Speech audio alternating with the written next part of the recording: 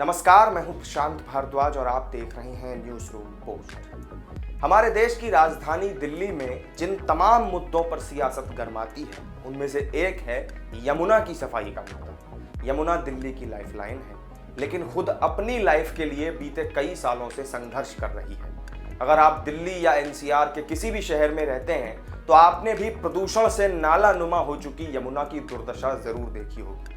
यमुना नदी की स्थिति सुधरने का नाम नहीं ले रही है। प्रदूषण और गंदगी के चलते यमुना का पानी अब कई जगहों पर जहरीला हो चुका है, लेकिन जिस केजरीवाल सरकार के कंधों पर यमुना की सफाई की जिम्मेदारी है वो विज्ञापनों में मस्त है और अब तक तो विज्ञापनों में ही यमुना को साफ भी कर चुकी है।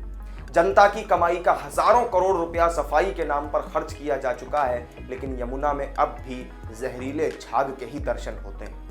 दिल्ली विधानसभा में बीते दिनों दी गई एक जानकारी के अनुसार वर्ष 2017 से 21 के बीच यमुना की सफाई के नाम पर दिल्ली की केजरीवाल सरकार ने 6,856 करोड़ रुपए खर्च किए हैं। दिल्ली के पर्यावरण विभाग ने खुद ये जानकारी दिल्ली विधानसभा में दी है। हैरानी की बात यह है कि इतनी लंबी चौड़ी धनराशि खर्च करने के बाद भी यमुना की स्थिति दिल्ली में जस की तस बनी हुई है।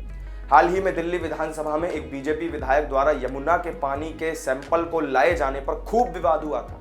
इस मामले में सरकार ने सफाई न करवा पाने की अपनी गलती मानने के बजाय विधायक द्वारा लाए गए नमूनों को ही गलत ठहरा दिया। अरविंद केजरीवाल 2015 से ही लगातार अपने भाषणों और बयानों में यमुना को साफ और निर्मल करने की बात दोहराते आए हैं, लेकिन इनमें से कोई भी काम जमीन पर अभी तक नहीं उतारा जा सका।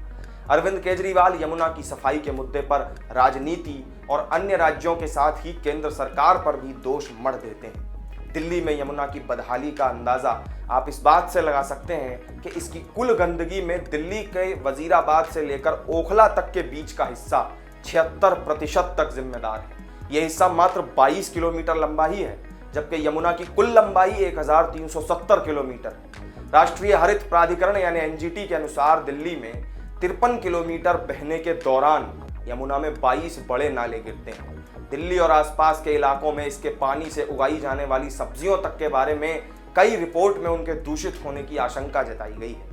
साथ ही अन्य कई शोध में यह भी सामने आया है कि यमुना में प्रदूषण का स्तर सामान्य से कहीं अधिक है। दिल्ली से हर साल छठ पर्व के त्योहार पे जो चिंताजनक तस्वीरें सामने आती हैं वो भी आपने देखी होंगी। छठ पूजा के दौरान व्रतियों को नदी के जहरीले फॉर्म में खड़े होकर पूजा अर्चना करनी पड़ती है। साल दर साल ऐसी तस्वीरें सामने आती रही हैं, लेकिन स्थिति में कोई बदलाव नजर नहीं आता है।